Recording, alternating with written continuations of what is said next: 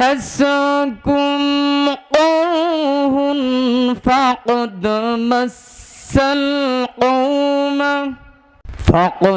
مس القوم قرح مثله وتلك الأيام نداولها بين الناس وليعلم الله الذين آمنوا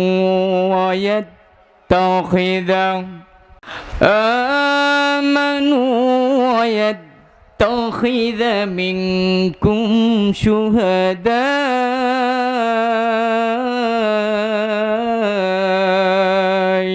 والله لا يحب الظالمين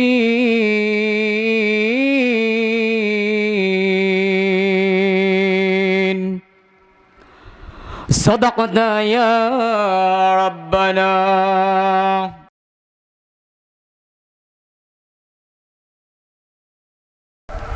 বুকটা ছিঁড়ে কলিজা বের করা বিভৎস ভয়ঙ্কর এক অবস্থা লাশের করেছে।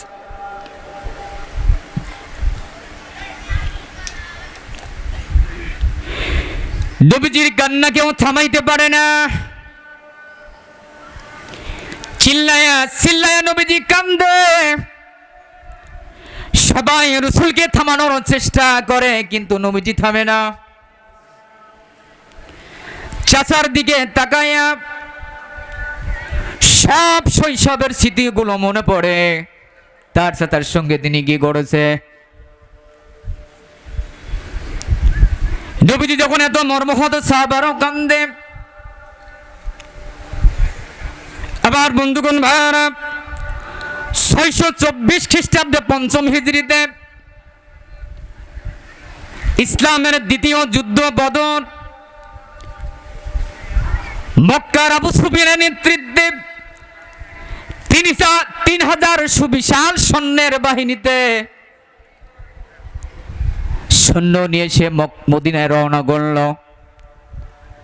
মদিনা সে আক্রমণ করবে, নবীজিকে আক্রমণ করবে, ইসলামকে দুনিয়া থেকে বিদায় করে দেবে। 3000 বিশাল সৈন্যের বাহিনী নিয়ে দল নিয়ে তিনি রওনা করেছে। খালিদ বিন ওয়ালিদ তার সহযোগী, আবু জেহলের সন্তান ইকরামা হলো সহযোগী, আবু সুফিয়ান হলো প্রধান সেনাপতি। উহুদ পাহাড়ের পাদদেশে গিয়ে তারা তাবু খাটালো। ইতিমধ্যেই নবীজি সংবাদ জানতে পারল 1000 মুসলিম সাহাবী নিয়ে নবীজি মদিনা থেকে রওনা করেছে। পথের মধ্যে এসে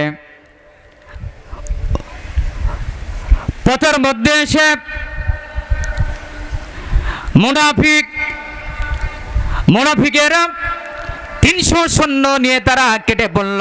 700 সৈন্য নিয়ে নবীজি আবার উহুদের ময়দানে। জুমাবার শুক্রবারের দিন উহুদের ময়দানে এবার জিহাদ শুরু হবে। সকাল বেলায় নবীজি আবার মুসলিম সাহাবীদেরকে তিনি সুবিন্যস্ত করে দিলেন। উহুদ পাহাড়ের পাদদেশে একটা গিরিপথ ছিল।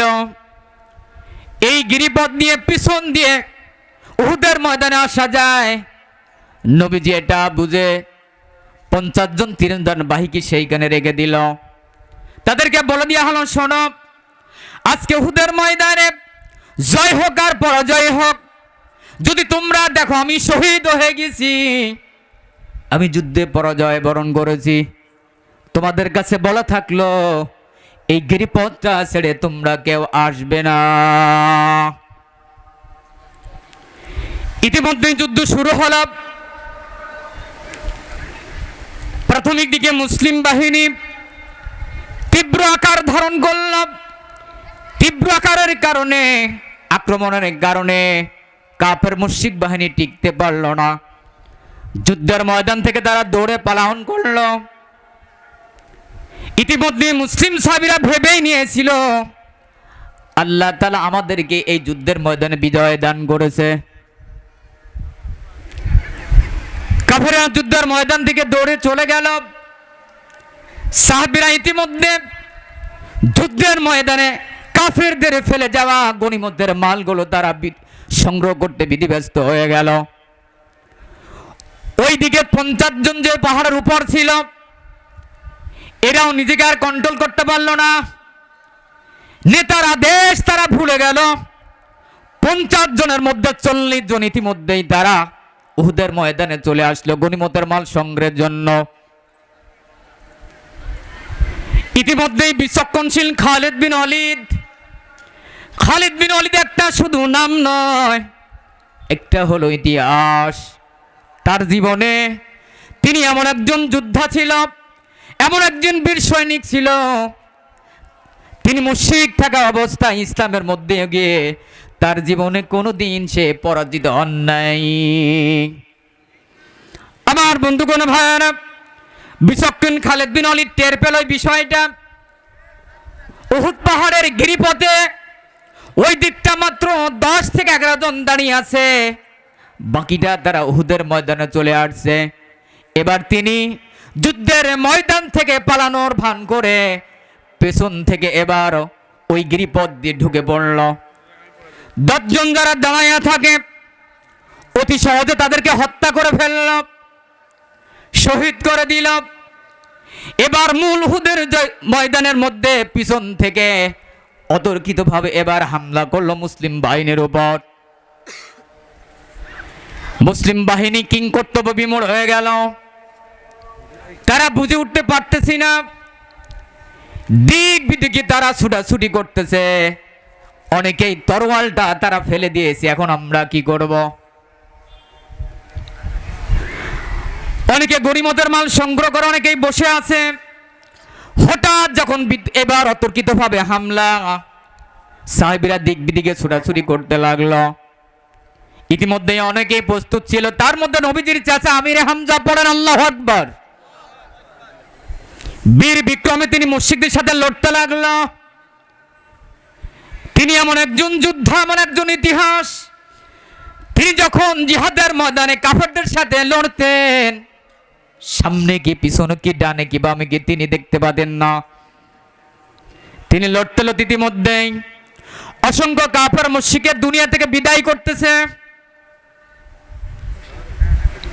এই যুদ্ধের ময়দানে আরেকজন ব্যক্তি গিয়েছেন মক্কা থেকে, তিনি তার নাম হলো ওয়াহশী ইবনে হারব।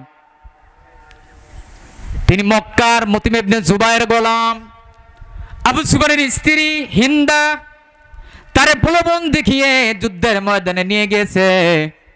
আবু সুফিয়ানের স্ত্রী তারে বলেছে, শোনো ওয়াহশী, তুমি যদি 3 জন ব্যক্তির মধ্যে একজনকে হত্যা করতে পারো, তাহলে আমার গায়ে যত অলংকার দেখো, স্বর্ণ দেখো, রূপা দেখো, মণি মুক্তা দেখো, সব আমি তোমারে দিয়ে দিব। এবং তুমি যে গোলাম আছো, এই গোলামের জীবন থেকে তোমারে মুক্ত দিব। 3 জন ব্যক্তির মধ্যে একজনকে যদি হত্যা করতে পারো, এই 3 জনের মধ্যে প্রথম জন হলো মুহাম্মদুর রাসূলুল্লাহ সাল্লাল্লাহু আলাইহি ওয়াসাল্লাম, দ্বিতীয় নাম্বার হলো হযরত আলী, তৃতীয় নাম্বার হলো নবীজির চাচা হযরতে আমির হামজা। এই 3 জনের মধ্যে যে কোনো একজনকে তুমি যদি হত্যা করতে পারো, আমার অলংকার এই দাসের জীবন থেকে তোমারে মুক্ত দিব। ওয়াহশী আবার লোভে পড়ে গেল। ওয়াহশী এমন একজন গোলাম ছিল, বর্ষা পরিচালনায় খুব দক্ষ ছিল, কোনদিন যুদ্ধের ময়দানে যায় নাই। আবু সুফিয়ানের স্ত্রী হিন্দার প্রলোভনে এবার যুদ্ধের ময়দানে গিয়েছে। বীর বিক্রমে যুদ্ধ চলতেছে। যুদ্ধের আকার এবার তীব্র আকার ধারণ করেছে। ওয়াহশী বর্ষাটা হাতে করে যুদ্ধের ময়দানে এবার শিকারী সে খুঁজতেছে। এক পর্যায়ে তিনি দেখতে পেলেন নবীজিকে পায় না, হযরত আলীকে পায় না, রাসূলের চাচা আমির হামজা বীর বিক্রমে ছিনিয়ে লড়তেছে কাফেরদের সাথে। এটাকে সে টার্গেট করলো। তার অগাছরে বর্ষাটা হাতে করে শিকারকে বধ করানোর জন্য সে এবার আড়ালে আড়ালে থাকতে লাগলো। এক পর্যায়ে যখন সে দেখলো শিকার আমার নাগালের ভিতর, হযরত আমির হামজার দিকে তাকালেন। সকল দিকটা তার লৌহ বর্ম পরা আছে, কিন্তু নাভির দিকটা একটু আছে ফাঁকা। এই দিকটা সে টার্গেট করলো, শরীরের সমস্ত শক্তি একত্রিত করে বর্ষাটা হাতে তুলে এবার ওহাসি যখন আমির হামজার দিকে ছুড়ে মারল, এপাশ থেকে বর্ষাটা দূরে ওপাশে বের হয়ে যায়। ইসলামের সূর্য সন্তান, ইসলামের রত্ন, শহীদদের সর্দার, যেন তেন ব্যক্তি না। কিয়ামতের ময়দানে এই পৃথিবীতে যত নবী রাসূল সহ শাহাদত বরণ করেছে দ্বীনের জন্য, দিন কায়েমের জন্য যারা শাহাদত বরণ করেছে, সকল শহীদদের যিনি নেতা হবেন তিনি হলেন হযরতে আমির হামজা। পড়েন সুবহানাল্লাহ। বিপ্লব মানে জীবন দেওয়া, বসে থাকা নয়, সে কোনো দিন আসবে না রে করো যদি ভয়। ঠিক না? বিপ্লব মানে জীবন দেওয়া, বসে থাকা নয়, সে কোনো দিন আসবে না রে করো যদি ভয়। আসবে বিজয় রক্ত আর জীবনের বিনিময়, আসবে বিজয় রক্ত আর জীবনের বিনিময়। বিপ্লব মানে জীবন দেওয়া, বসে থাকা নয়, সে কোনো দিন আসবে না রে করো যদি ভয়। জিহাদের ওই ময়দানে যেতে তোমাকে হবে, প্রয়োজনে সব রক্তটুকু জমিনেই ঢেলে দেবে। জিহাদের ওই ময়দানে যেতে তোমাকে হবে, প্রয়োজনে সব রক্তটুকু জমিনেই ঢেলে দেবে। তবুও তোমায় লড়তে হবে, তবুও তোমায় লড়তে হবে, মানে বিনা পরাজয়। বিপ্লব মানে জীবন দেওয়া, বসে থাকা নয়, সে কোনো দিন আসবে না রে করো যদি ভয়। আসবে বিজয় রক্ত আর জীবনের বিনিময়, আসবে বিজয় রক্ত আর জীবনের বিনিময়। বিপ্লব মানে জীবন দেওয়া, বসে থাকা নয়, সে কোনো দিন আসবে না রে করো যদি ভয়। লিল্লাহে তাকবীর, লিল্লাহে তাকবীর। আওয়াজটা এত জোরেই হচ্ছে, মহিলারা আবার শুনতেছে তো, খাওয়া দাওয়া করে আসছেন তো? পড়েন ইনশাআল্লাহ, আলহামদুলিল্লাহ। আমার ভাইরা, আল্লাহর দ্বীন কায়েম, জিহাদ হলো জান্নাতের রাজপথ। পড়েন সুবহানাল্লাহ। আর সব ইবাদত হলো গলিপথ। নামাজ, রোজা, হজ, যাকাত যাই বলেন, এগুলো হলো গলিপথ। আর আল্লাহর দ্বীন কায়েমের পথটা হলো রাজপথ। এপার শহীদ, ওপার জান্নাত। সুবহানাল্লাহ। আর কোন ইবাদত নাই। এবং এটা এমন একটা ইবাদত, সব ইবাদতকে মুলতবি করতে পারে। সুবহানাল্লাহ। ওই দেখেন 17 রমজান, 17ই রমজান সব সাহাবীরা রোজা রাখছে, নবীও রোজা। শুরু হলো বদরের মাঠ। রোজা ভাঙছে না রোজা থাকছে? তো রোজা কি নফল রোজা না ফরজ রোজা? জিহাদ এমন একটি ইবাদত, ফরজ ইবাদত সব তার কাছে বাতিল হয়ে যায়। সুবহানাল্লাহ। 28 রমজান মক্কা বিজয়, রাসূল বললেন রোজা ভেঙে দাও। উম্মে সালমা বলেন, ইয়া রাসূলুল্লাহ, আপনি তো বলছেন রোজা ভাঙার কথা, ভাঙার কথা, নিজেই তো ভাঙেনি। বলো উসামাকে বলো, উসামা তাড়াতাড়ি পানি নিয়ে আসো। 10,000 সাহাবীর সামনে রাসূল ধক ধক করে পানি খেয়ে রোজা ভাঙলেন। আল্লাহু আকবার। হজ হুদাইবিয়া, রাসূল 1400 সাহাবী নিয়ে হজ করতে আসছে। হুদাইবিয়া নামক স্থানে আছে। কাফেররা যখন প্রতিরোধ গড়ে তুলল, ওসমানকে পাঠানো হলো, ওসমান রাদিয়াল্লাহু তাআলা আনহুকে। কিছুক্ষণ পর গুজব উঠল ওসমানকে হত্যা করা হয়েছে। রাসূল নিজের এরহাম পড়া কি উমরাতে হোক আর আপনার হজে হোক, এহরাম পড়া কি নফল, ওয়াজিব না ফরজ? কথা কোন না কে? নফল, ওয়াজিব, ফরজ। এহরাম পড়া কি উমরাতেও ফরজ, ডাইরেক্ট ফরজ, হজও ফরজ। রাসূল খুলে ফেললেন, বললেন সাহাবীর এহরাম খুলে ফেললো। এখন হজের ফরজের চাইতে দিন কায়েমের ফরজ বড়। পড়েন আল্লাহু আকবার। নামাজ পরীক্ষা খনন যুদ্ধ, খন্দক চলতেছে, পরীক্ষা খনন চলতেছে।